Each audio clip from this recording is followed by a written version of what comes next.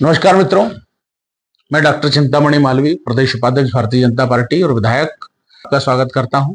25 जून 1975 को तात्कालिक प्रधानमंत्री श्रीमती इंदिरा गांधी ने देश पर आपातकाल आरोपित किया, अनेक अत्याचार किए और 49 वर्ष से इन अत्याचारों की कहानियां हम सुनते रहे हैं। लेकिन इस वीडियो में मैं उस 2.5 साल में हुए अत्याचारों की बात नहीं करूंगा।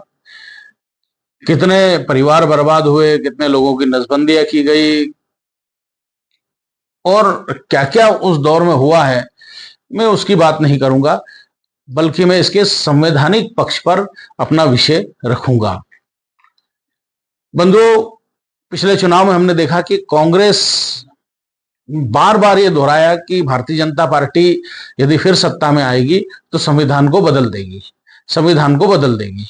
और इस पर हमारा जो अनुसूचित जाति और जनजाति का समाज है वो उद्वेलित हुआ, आशंकित हुआ, परेशान हुआ।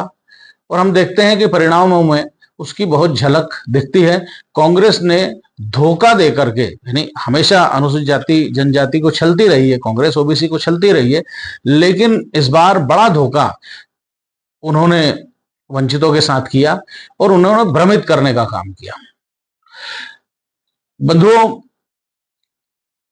किसी भी देश का संविधान और खासकर भारत का संविधान केवल 3 परिस्थितियों में बदला जा सकता है। पहला, कोई विदेशी आक्रमण हो और वो पूरे देश पर अधिकार करके संविधान को समाप्त कर दे, स्थगित कर दे। दूसरा ये कि देश में इतनी अनार्की हो जाए, इतनी अराजकता मची जाए और ऐसा गृहयुद्ध हो जाए कि इस संविधान के तहत उसे संभालना मुश्किल हो जाए, तो फिर संविधान बदलने की बात हो सकती है। तीसरा, देश का सुधी समाज महसूस करे कि संविधान को बदलना चाहिए और इसलिए संविधान सभा के चुनाव हो और वो चुनाव में जीते हुए लोग उस पर चर्चा करें और नया संविधान सामने आए, तब संविधान बदला जा सकता है। कोई संसद और खासकर हमारी संसद इस चुनाव को, इस संविधान को नहीं बदल सकती। इस तरह के 2 केस हुए हैं। एक जो बहुत प्रसिद्ध केस है उसका नाम है गोलकनाथ वर्सेस पंजाब। 1967 में यह फैसला आया और गोलकनाथ 2 बंधु थे, विलियम और जॉर्ज गोलकनाथ, और उनके 500 बीघा जमीन थी, वो सरकार ने लेनी चाहिए और उस पर वो केस चला था। उन्होंने कहा कि ये हमारा मौलिक अधिकार है और मौलिक अधिकार है इसलिए नहीं लिया जा सकता। उस समय गोलकनाथ केस में कोर्ट ने यह निर्णय दिया कि मौलिक अधिकारों में हस्तक्षेप नहीं किया जा सकता। लेकिन सन 1973 में फिर एक बहुत प्रसिद्ध केस आता है और केशवानंद भारती वर्सेस केरल राज्य। वो भी जमीन का विषय था, क्योंकि केशवानंद भारती एक मठ के प्रमुख थे और मठ की जमीन केरल सरकार ने, क्योंकि उस समय कम्युनिस्ट सरकार आ गई थी, तो कम्युनिस्ट सरकार ने उस जमीन को हड़पना चाहा, ग्रैब करना चाहा और इसलिए वो केस कोर्ट में आया। उस केस में सुप्रीम कोर्ट तक गया और 13 जज, कुल 13 जज हैं सुप्रीम कोर्ट के, 13 ही जज की बेंच बनी और उस बेंच ने यह फैसला दिया कि मौलिक अधिकारों में संशोधन, मौलिक अधिकारों को स्थगित किया जा सकता है, लेकिन संविधान की जो मूल भावना है, उस संविधान की मूल भावनाओं पर कोई परिवर्तन संसद द्वारा नहीं किया जा सकता। तो संसद की जो सीमाएं हैं वो इसे लेकर के एकदम सीमित है। कभी भी संविधान के मूल भावना है उसमें संशोधन नहीं किया जा सकता। और वो मूल भाव मान्यताएं क्या है? जो लोकतंत्र, कानून का शासन, राष्ट्रीय एकता और अखंडता, नागरिक अधिकार, इन सबको कोई सरकार नहीं बदल सकती। तो मूल जो हमारा भावना है वो है हमारे प्रियम्बल में। तो उसमें कहा गया कि हम भारत के लोग भारत को संपूर्ण, प्रभुत्व संपन्न, लोकतांत्रिक, समाजवादी, गणराज्य और ऐसे तमाम जो भी हमारी मूल मान्यता उसमें रखी है। मैं उस पर थोड़ा सा बाद में आऊंगा, लेकिन अभी तक जो संशोधन हुए हैं, 105 कुल संशोधन संविधान में हुए हैं और उन 105 संविधानों में, संविधान संशोधनों में 99 केवल कांग्रेस ने संशोधन किए हैं। और सबसे बड़ा संशोधन, यानी किस तरह कांग्रेस संविधान के साथ खिलवाड़ करती रही है, ये हम सबको समझने की जरूरत है। सबसे बड़ा संविधान जो संशोधन किया है वो कांग्रेस ने, जो महत्वपूर्ण है वो मैं आपके सामने रखना चाहता हूं। सन 1971 में चुनाव हुए और राजनारायण कांग्रेस के इंदिरा गांधी के सामने चुनाव लड़े। इंदिरा गांधी ने गलत तरीके से चुनाव लड़ा और इसे राजनारायण कोर्ट में ले गए। जगमोहन सिन्हा, जिनके भाई उज्जैन के विक्रम यूनिवर्सिटी में भी थे, तो जस्टिस जगमोहन सिन्हा ने फैसला दिया और सन 1975 में यह फैसला दिया कि इंदिरा गांधी का जो चुनाव है वो अवैध है, उनको और 6 साल के लिए उनको अयोग्य घोषित किया।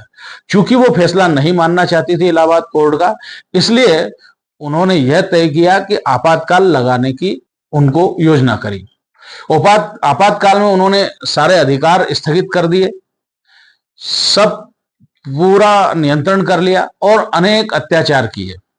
लेकिन सबसे बड़ी बात जो मैं बताना चाहता हूं कि जो भारत का प्रियम्बल है, जिस पर संविधान सभा में जो चर्चा हुई, इसे लेकर के, चूंकि 1 दिसंबर सन 1946 को पहली बैठक होती है संविधान सभा की, फिर 13 दिसंबर को, यानी केवल 12 दिन बाद ही प्रियम्बल पर चर्चा होती कि हमारे देश के, हमारे संविधान की दिशा क्या होगी, और इस पर लंबी चर्चा होती। 22 जनवरी को सन 1946 को प्रियम्बल स्वीकार भी कर लिया गया। फिर उसके बाद जब देश का विभाजन हो गया, चूंकि मुस्लिम लीग संविधान सभा की बैठक में शामिल नहीं हुई थी, लेकिन जब देश का विभाजन हो गया तो मुस्लिम लीग के वो सदस्य जो केरल से थे, साउथ से थे, उत्तर प्रदेश से थे, वो फिर संविधान सभा की बैठक में आए और रातों रात वो पाकिस्तान की मांग से हटते हुए उन्होंने इंडियन मुस्लिम लीग बनाई और उसके तहत वो संविधान सभा में बैठे और फिर चर्चा उन्होंने की। कई लोगों ने कहा कि भाई संविधान सभा में जो संविधान में, हमारे संविधान में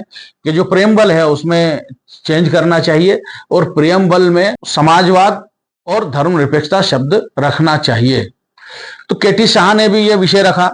6 दिसंबर सन 1948 को भी विषय आया, फिर 15 दिसंबर सन 1948 को भी विषय आया। मैं संविधान सभा की डिबेट लेकर के बैठा हूं और हम देखते हैं कि इसमें संविधान सभा की डिबेट में जब ये विषय आया तो जब ये मांग की गई कि समाजवाद हमारे देश के इसमें होना चाहिए, तो उस समय जो संविधान सभा के सदस्य थे, डॉक्टर बाबा साहब अम्बेडकर भी थे, उन्होंने कहा कि किसी भी आने वाली पीढ़ी को किसी आर्थिक सिद्धांत से बाधित नहीं किया जा सकता। हो सकता है कि आने वाली पीढ़ी को समाजवाद पसंद ना आए और कुछ और दूसरी तीसरी कोई आर्थिक धारा पसंद आ जाए। उसी प्रकार जब धर्मनिरपेक्षता की बात आई तो कहा कि भारत तो वैसे ही धर्मनिरपेक्ष है और पाकिस्तान बन जाने के बाद अब इस तरह के शब्द को डालने का कोई औचित्य नहीं है। उस समय लोकनाथ मिश्रा, पंडित लोकनाथ मिश्रा कहते हैं कि धीरे धीरे मुझे यह आभास मिलता जा रहा है कि असांप्रदायिक राज्य का नारा धोखे में डालने वाली बात है और देश की प्राचीन संस्कृति को भुला देने के लिए ही यह कौशल काम में लाया जा रहा है। यानी पूरी डिबेट है, बड़ी डिबेट है और उसमें उन्होंने बार बार ये कहा कि धर्मनिरपेक्षता शब्द की को संविधान के प्रियम्बल में डालने की जरूरत नहीं है।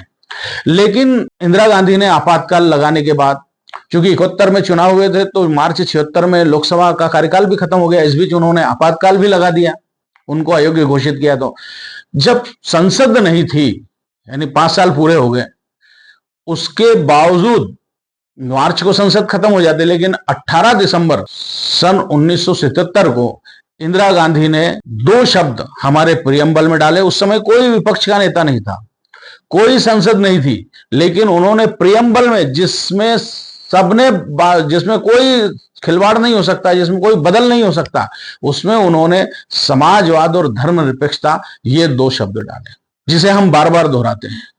तो ये बिल्कुल अवैध काम हम आज तक ढोते आ रहे हैं। तो ये इस तरह खिलवाड़ करने का काम भी कांग्रेस ने किया है।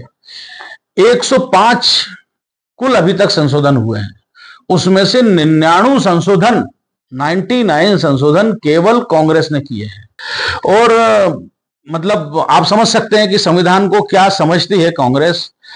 अब आरोप लगाती है कि भारतीय जनता पार्टी संविधान बदल देगी, संविधान चेंज कर देगी, लेकिन अगर संविधान में किसी ने चेंज किया और संविधान को बदला और उसका अपमान किया है तो वो केवल कांग्रेस ने किया। आज भी हम देखते हैं कि बार बार संवैधानिक संस्थाओं को निशाना बनाने का काम वो कांग्रेस करती है।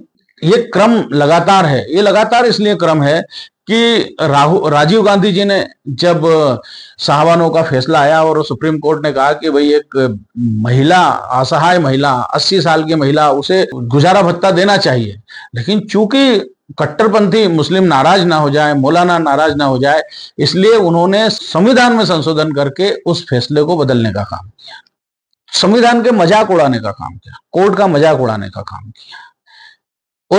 और निरंतरता में हम देखते हैं कि राहुल गांधी जी, जो किसी संवैधानिक पद पर नहीं थे, कांग्रेस के उपाध्यक्ष मात्र थे, मंत्रिमंडल फैसला लेता है और उस फैसले को वो जनता के सामने फाड़ देते हैं और आखिरकार सरकार को वो फैसला बदलना पड़ता है।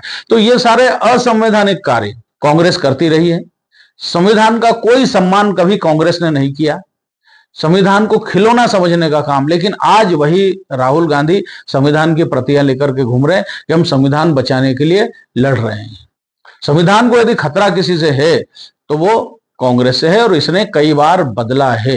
ये जो बताया जाता है कि भारतीय जनता पार्टी आएगी तो आरक्षण खत्म कर देगी, आरक्षण पर बहुत बात हो चुकी है। माननीय प्रधानमंत्री ने स्वयं कहा है कि जब तक जिंदा हूं आरक्षण को, और जब तक भारतीय जनता पार्टी है आरक्षण को कोई छू नहीं सकता।